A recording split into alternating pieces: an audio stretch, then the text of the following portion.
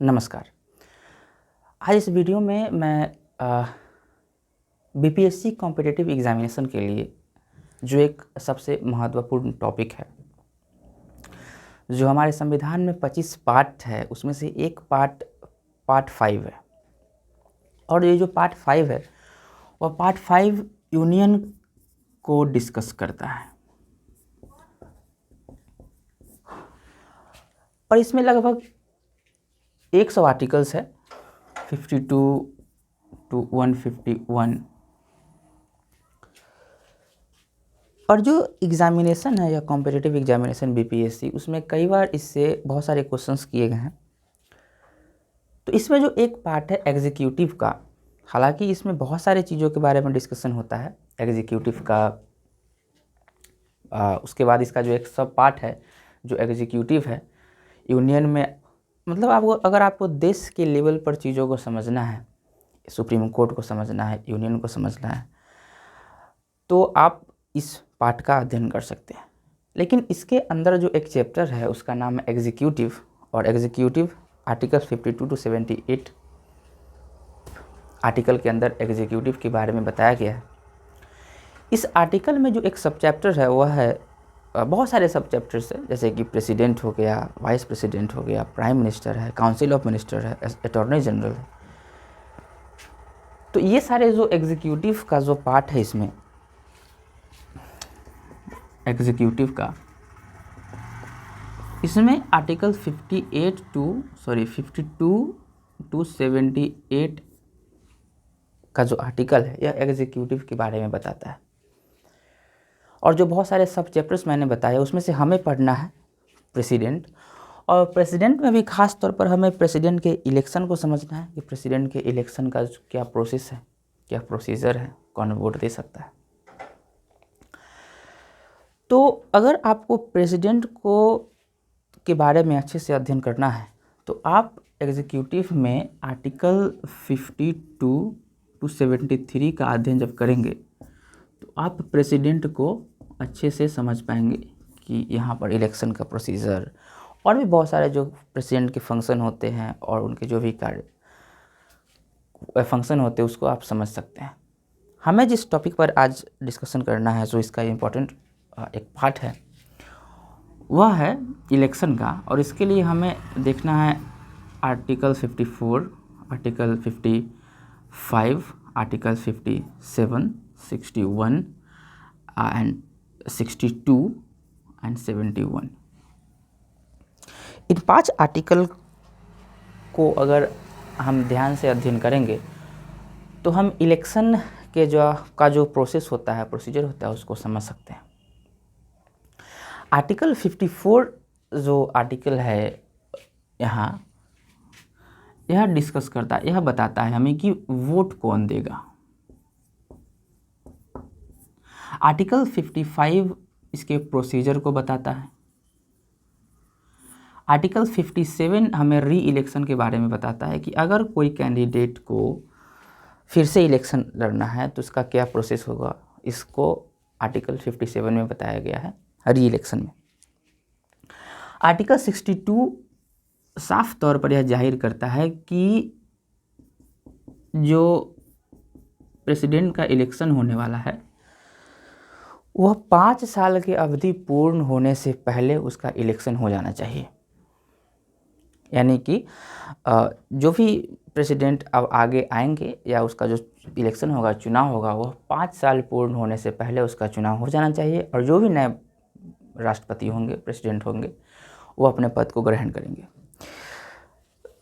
I think 1977 में जब संजीवा रेड्डी ने राष्ट्रपति के पद को ग्रहण किया तो उन्होंने 25 जुलाई को किया था। 25 जुलाई को उन्होंने अपने पद को स्वीकार किया या ग्रहण किया। तो उस समय से जनरली हर साल जो भी प्रेसिडेंट होते हैं वो अपने पद को 25 जुलाई को ही ग्रहण करते हैं। और तब से यह प्रथा बनी कि 25 जुलाई से पहले इलेक्शन हो जाना चाहिए, ताकि 25 जुलाई को जो प्रेसिडेंट है वह शपथ ग्रहण ले सके और अपने पद को ग्रहण कर सके।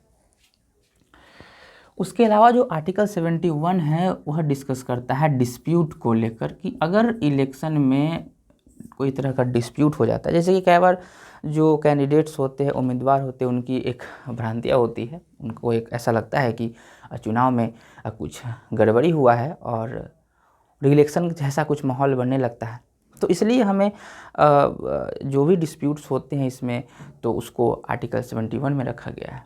मान लीजिए कि अगर कोई प्रेसिडेंट और वाइस प्रेसिडेंट का चुनाव हुआ और उस समय कोई जो राज्यसभा है, यू कैन से विधानसभा जो है, अगर भंग है, तो क्या यह जो इलेक्शन है प्रेसिडेंट का वो लीगल होगा, या कोई सांसद की मृत्यु हो गई और वह वोट नहीं कर पाए।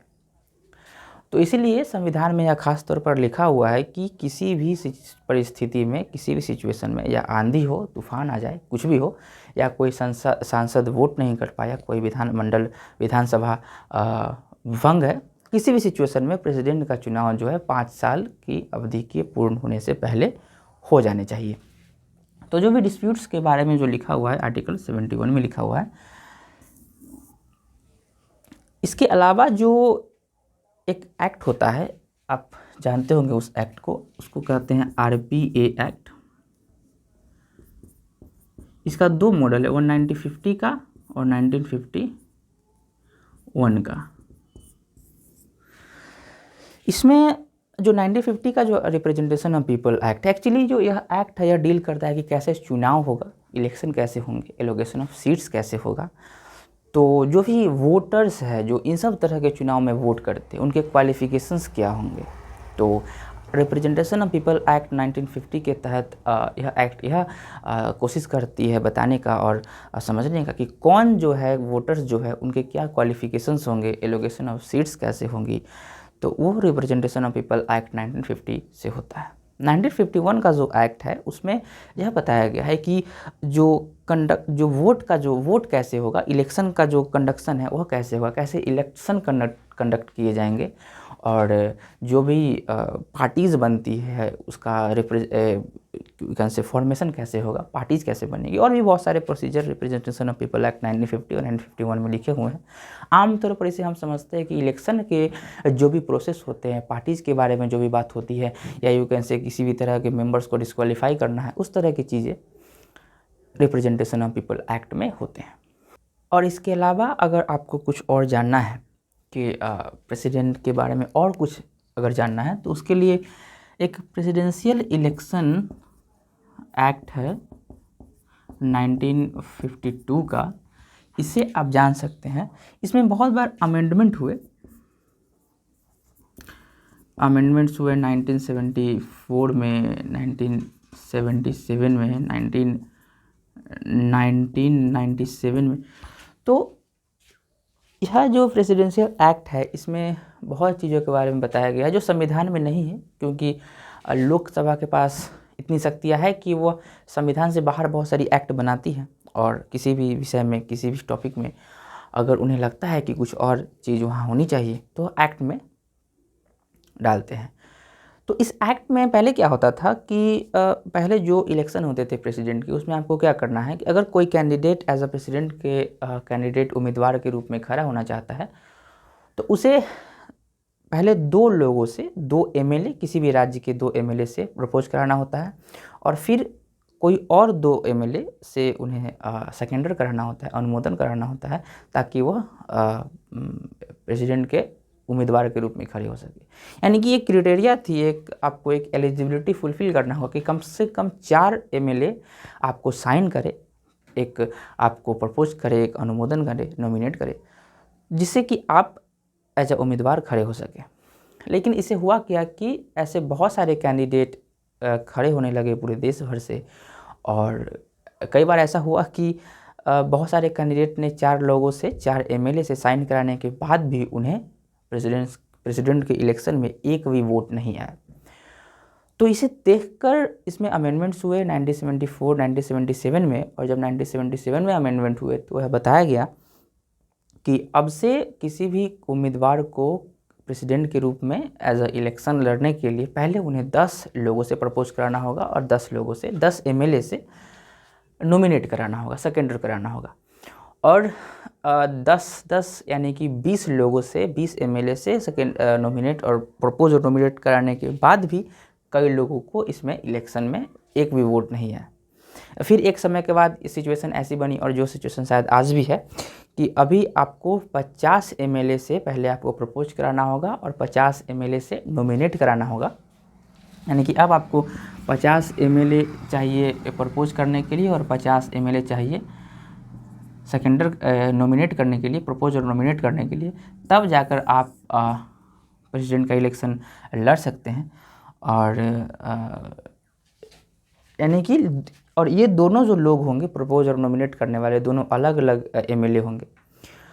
तो इससे कई बार इस व्यवस्था को अलोकतांत्रिक व्यवस्था भी बताया गया कि यह अलोकतांत्रिक व्यवस्था है, डेमोक्रेसी के फॉर्मेट पर काम नहीं करती है, क्योंकि किसी भी देश के जो नागरिक है उनको उसको प्रेसिडेंट का चुनाव लड़ने का हक दिया जाना चाहिए। लेकिन अगर आप हज़ारों की संख्या में वोट पाने वाले, मतलब यहाँ तो हज़ारों कैंडिडेट वोट करते हैं प्रेसिडेंट के इलेक्शन में, हर राज्य के एमएलए और सांसद जो इलेक्टेड होते हैं वो वोट करते हैं। तो अगर आप हज़ारों की संख्या में से अगर 100 को भी नहीं जानते हैं तो शायद आप उस पद के लिए एक सीरियस उम्मीदवार नहीं है, ऐसा मुझे लगता है। लेकिन लोगों को लगता है सिस्टम, यह जो सिस्टम है अलोकतांत्रिक है।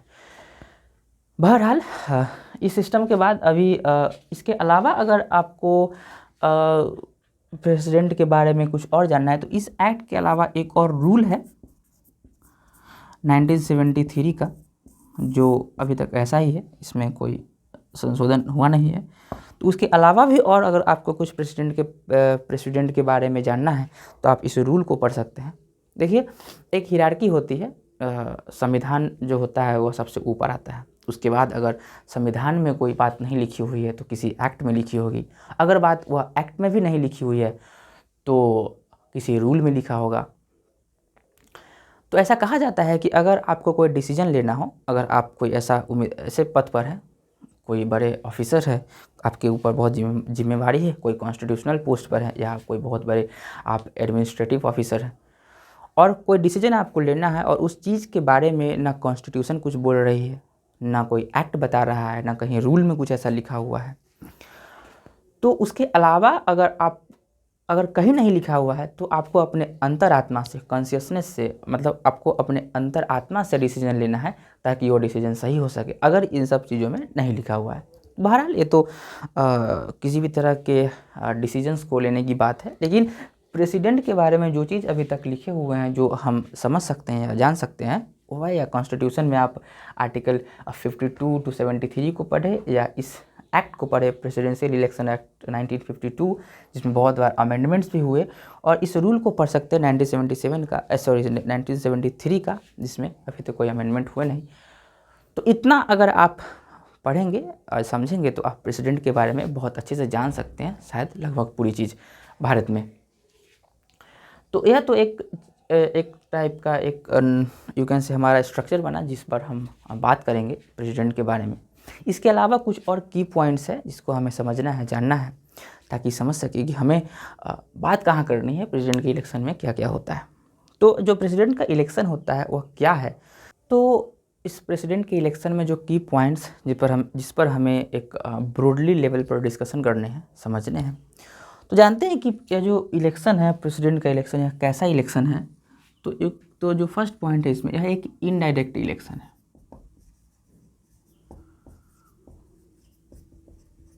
अगर हिंदी में कहें तो यह एक अप्रत्यक्ष चुनाव है। इनडायरेक्ट इलेक्शन शब्द से ही पता चलता है कि अगर यह एक इनडायरेक्ट इलेक्शन है तो मतलब यह डायरेक्ट इलेक्शन नहीं है। यानी कि इसमें इस देश की जनता, यानी कि हमारे देश की जो जनता है, पब्लिक है, पीपल है, वह वोट नहीं करती है। तो कौन वोट करता है? तो यहाँ जो वोट करता है वह इन्हीं पीपल के द्वारा, इन्हीं लोगों के द्वारा चुने गए कुछ खास लोग होते हैं, वह वोट करते हैं। और जो यहाँ वोट करते हैं उनको कहा जाता है इलेक्टोरल कॉलेज। तो जो भी यहाँ स्पेशल लोग जो होते हैं, जो खास लोग होते हैं, जो यहाँ वोट करते हैं, उन्हें कहा जाता है इलेक्टोरल कॉलेज। तो ये लोग यहाँ पर वोट करते हैं। सामान्यतः यह कहा जाता है अमेरिका के बारे में, क्योंकि हमें एक कंपैरिजन करना है इंडिया और अमेरिका के प्रेसिडेंशियल इलेक्शन के बारे में, ताकि हम समझ सकें कि कैसे प्रेसिडेंट का इलेक्शन होता है अलग देशों में, और क्योंकि अमेरिका एक बेहतर लोकतांत्रिक देश है, डेमोक्रेसी वाला कंट्री है, तो हम उससे कंपेयर करके समझ सकते हैं।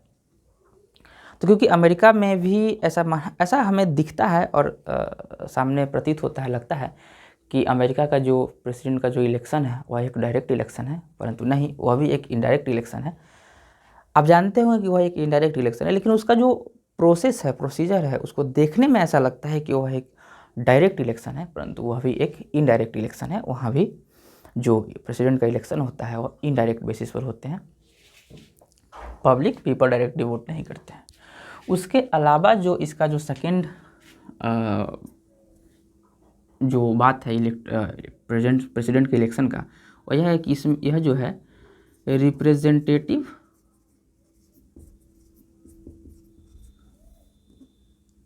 प्रोपोर्शनल रिप्रेजेंटेटिव,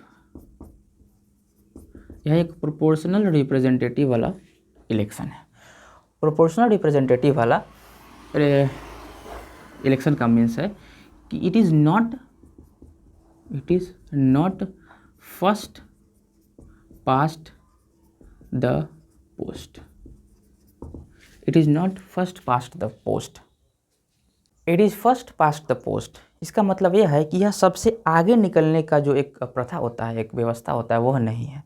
सबसे आगे निकलने की व्यवस्था का मतलब यह हुआ कि हम जो इलेक्शन देखते हैं, या तो वह लोकसभा का इलेक्शन हो, या विधानसभा का इलेक्शन हो, या यू कैन से पंचायती इस राज्य इंस्टीट्यूशन में जो इनिशियल लेवल पर जो चुनाव होते हैं उसको देखें, तो उन सभी में क्या होता है कि हम देखते हैं कि ये जो इलेक्शन होता है, यह होता है सबसे आगे निकलने की व्यवस्था, जिसको वोट ज़्यादा आया वही जीतते हैं। तो अगर सभी व्यवस्था इसी स्वरूप में चलती है तो यह क्यों नहीं, तो इसको समझेंगे। प्रोपोर्शनल रिप्रेजेंटेटिव को अगर हिंदी में कहें तो यह एक आनुपातिक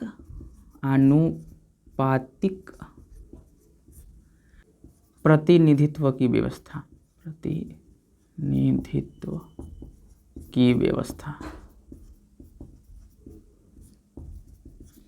इसको हिंदी में आनुपातिक प्रतिनिधित्व की व्यवस्था कहते हैं। The third thing about a president election is it is in the form of single transferable vote। Hindi में अगर इस शब्द को देखा जाए तो कई पुस्तकें जो है इसे संक्रमणीय मत की व्यवस्था करते हैं, एकल संक्रमणीय मत, लेकिन यह शब्द कुछ सही शब्द नहीं लगता है, इसलिए आप इसको एकल, जो सही शब्द यहाँ हो सकता है, जो मुझे लगता है स्थानांतरणीय मत की व्यवस्था, या आप स्थानांतरणीय की जगह हस्तांतरणीय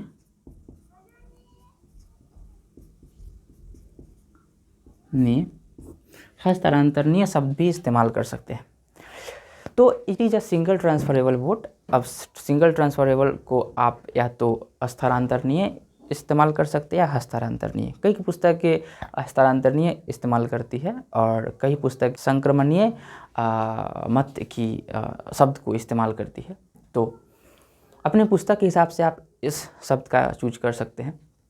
इसके अलावा जो है इस इलेक्शन में एक फेडरल फॉर्म को, फेडरल स्ट्रक्चर को मेंटेन करने का प्रयास किया गया है, यानी कि संघात्मक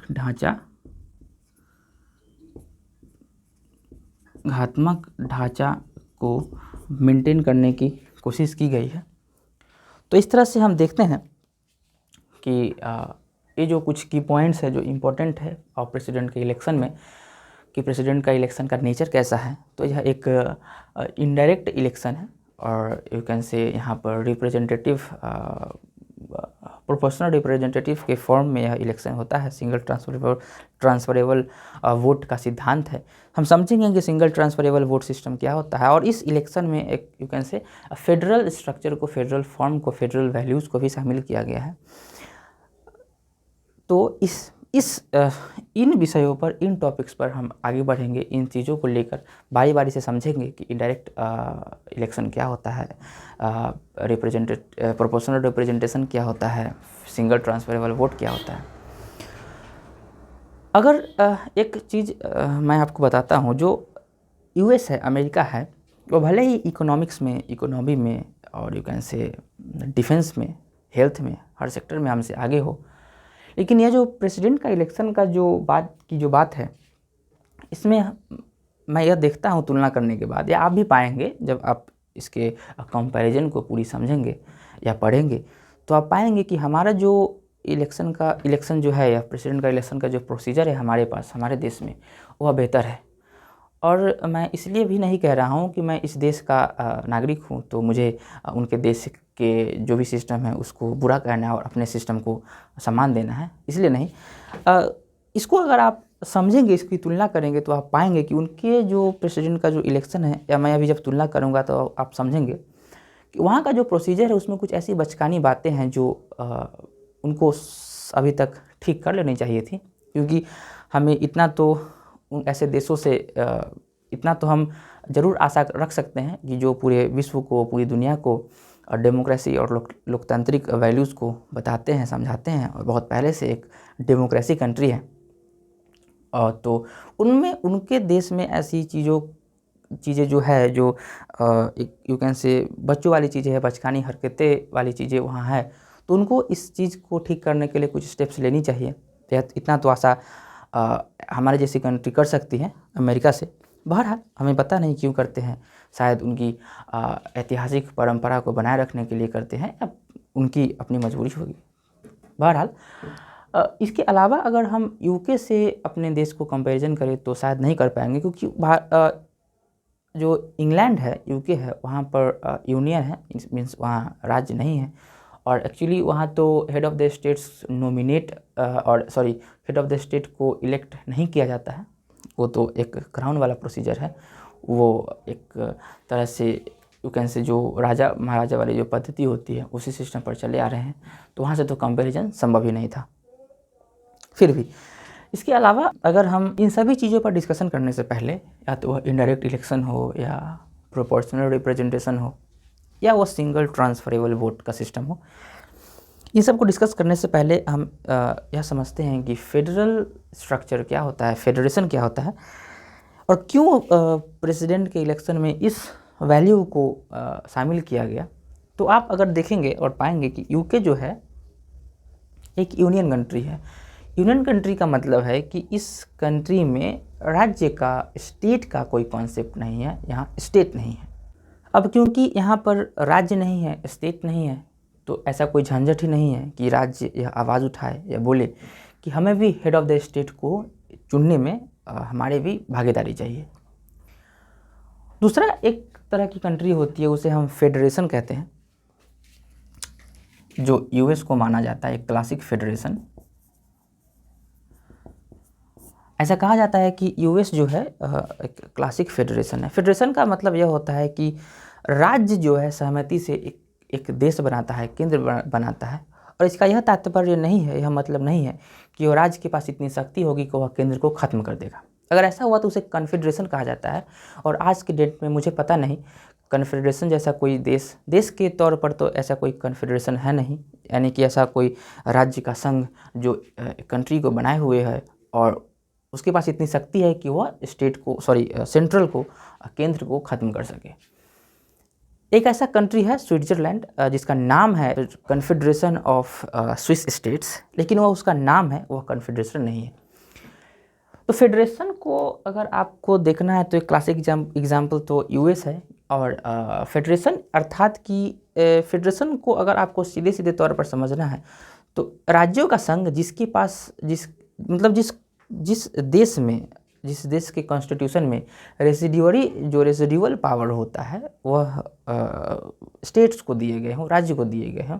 अगर आप कोई ऐसा स्टेट्स देखते हैं जहाँ पर केवल एक लिस्ट हो और वह लिस्ट सेंट्रल का लिस्ट है, यानी कि सेंटर कौन कौन सा काम करेगा उसका जो एक लिस्ट बनाया गया है काम करने का, वह दिया गया है कि तो जैसे कि अमेरिका में सेंट्रल लिस्ट एक है जो बताती है कि सेंटर कौन कौन से काम करेगी, उसके अलावा जो भी काम है वह राज्य करेगी। तो ऐसे एग्जाम्पल को अगर आप देखते हैं तो आप मान सकते हैं, समझ सकते हैं कि वह देश एक फेडरेशन है। तो यूएस इसी तरह का एक कंट्री है, वह एक फेडरेशन है, कन्फेडरेशन नहीं है। यानी कि वहाँ की जो राज्य है वह राज्य देश को, केंद्र को ख़त्म नहीं कर पाएगी। इंडिया का हाल थोड़ा डालमडोल है यहाँ पर। अगर आप इंडिया को समझेंगे तो आप पाएंगे कई जो पॉलिटिकल स्कॉलर है, कई लोग तो यह कहते हैं कि यह यूनियन है और कई लोग ऐसा कहते हैं कि यह फेडरेशन है। लेकिन इसको आमतौर पर अगर इंडिया को पुस्तकों में कहा गया है तो उसको इंडिया को काशी फेडरल कहा गया है। काशी फेडरल को अगर हम समझे या इसका अर्थ निकाले तो इसे यह पता चलता है कि काशी फेडरल, इसका यह मतलब नहीं है कि यह आधा संघात्मक है या आधा यूनियन है, ऐसा नहीं है। काशी फेडरल का मतलब है कि यह झुका हुआ है यूनियन की तरफ। ऐसा काशी फेडरल का मीनिंग कुछ पॉलिटिकल स्कॉलर ने निकाला है। मतलब कि जब सरदार पटेल जब 600 रियासत को एक कर रहे थे, आज़ादी के बाद देश को जोड़ रहे थे, तो उस समय ऐसा तो हुआ होगा, उन्होंने सोचा होगा या कॉन्स्टिट्यूएंट असेंबली ने सोचा होगा कि हमें किस रास्ते पर जाना चाहिए, हमें फेडरेशन को अपनाना चाहिए या संघात्मक ढांचा यानी कि यूनियन को। तो अगर हम फेडरेशन को अपनाते तो राज्य इतने मजबूत हो जाते कि देश बन नहीं पाता। और जैसे कि यूके, इंग्लैंड एक यूनियन स्टेट है, तो अगर भारत को यूनियन बनाना है तो मतलब इंग्लैंड जैसा, तो यह संभव था नहीं, क्योंकि यूनियन जो स्टेट है तभी चल सकती है जब वो कोई छोटी कंट्री है। और भारत में जो डाइवर्सिटी है, या कल्चर के लेवल पर देखें, या आप लैंग्वेज के लेवल पर देखें, या यू कैन से कम्युनिटी और रिलीजन के बेसिस पर देखें, तो बहुत डाइवर्सिटी है। और जहाँ डाइवर्सिटी हो उस कंट्री को आप यूनियन नहीं बना सकते। वो छोटी कंट्री जो होती है वही संभव है, बड़ी कंट्री, डाइवर्स कंट्री को आप यूनियन बनाना संभव नहीं था। तो इसलिए ये जो सिस्टम था, जो हमारे कॉन्स्टिट्यूएंट असेंबली ने इसको बनाने का जब प्रयास किया, तो दोनों कॉन्स्टिट्यूशन को लेकर, यूके और यूएस के कॉन्स्टिट्यूशन को लेकर इसको बनाने का प्रयास किया और यह काशी फेडरल निकल कर सामने आया। अगर आप आर्टिकल 1 को पढ़ेंगे तो आप पाएंगे कि India that is Bharat shall be union of state. तो हालांकि हमारा संविधान या खास तौर पर शैल बी मतलब कोई स्कोप नहीं है कन्फ्यूजन का। शैल बी मतलब निश्चित है कि वह यूनियन ही है। लेकिन इसके अलावा भी राज्यों को कई ऐसी शक्तियाँ दी गई है और कई ऐसी मतलब कई ऐसी पावर्स दी गई है जिससे लगता है कि उनको भी कुछ पावर्स दी गई है, ताकि ऐसा न लगे कि उनको मार्जिनल रूप से रखा गया है देश में। उनके पास भी कुछ शक्तियाँ हैं। और इसी तरह से प्रेसिडेंट के इलेक्शन में जहाँ हेड ऑफ़ द स्टेट को चुनना है, हम पाते हैं कि वहाँ पर हम स्टेट्स को भी पावर देते हैं, उनको भी हेड ऑफ़ द स्टेट चुनने में भागीदार मानते हैं और रखते हैं। इसलिए आप पाएंगे कि जो है प्रेसिडेंट का इलेक्शन होता है उसमें सांसद जो लोकसभा के मेंबर होते हैं, राज्यसभा के जो मेंबर होते हैं, वो तो वोट करते ही हैं। उसके साथ साथ जितने भी स्टेट्स हैं हमारे देश में, उन इलेक्टेड जो भी MLAs है वो भी वोट करते हैं।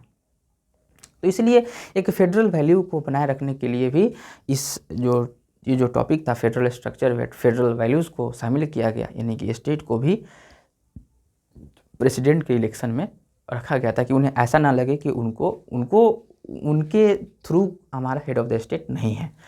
और हेड ऑफ़ द स्टेट अगर कोई चुना गया और उसको पूरा देश मिलकर चुनता है तो उसकी शक्तियाँ थोड़ी बढ़ जाती है, तो इसलिए भी यह ज़रूरी था।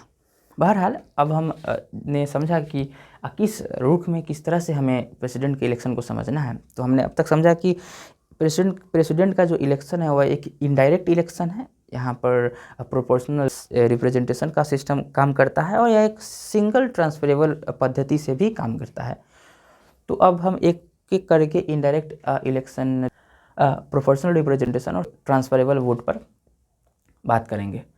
तो यह तो पार्ट 1 था, और इसके अलावा जो मैं पार्ट 2 बनाऊंगा प्रेसिडेंट के इस टॉपिक पर, उसमें हम इन सब पक्षों पर बात करेंगे। तो तब तक के लिए धन्यवाद। अगर आपको यह वीडियो अच्छा लगे तो अपने दोस्तों के बीच ज़रूर शेयर करें ताकि वो भी समझ सके इस टॉपिक को। धन्यवाद।